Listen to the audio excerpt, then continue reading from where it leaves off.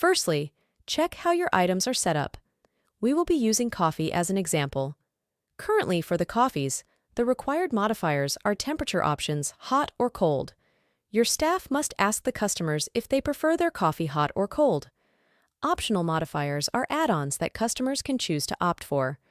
We will be using oat milk and vanilla as examples in this case. Navigate to the Modifier tab and select New Modifier. In this page, enter a unique modifier code. For this example, we will be using the code MilkChoice001. Then enter the modifier name, which in this case is oat milk. Tick the 3 check boxes as shown on the screen if they apply to this item and tag the modifier to its respective department. Set the price for the modifier if there is any additional cost for the add-on. Once you're done, click on the Create button to save your modifier. Repeat all the steps to create your second modifier. For this example, we will use the code MilkChoice002 and name it Vanilla.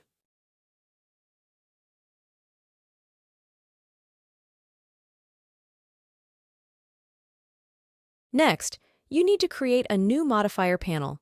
Select the tab New Modifier Panel. Name your modifier panel, then proceed to add the 2 modifiers that you created just now.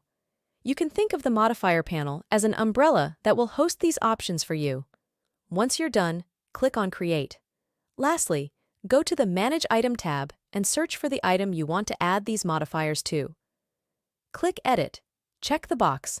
This item has optional modifiers, and select the modifier panel that you created. Click on Update and you're done.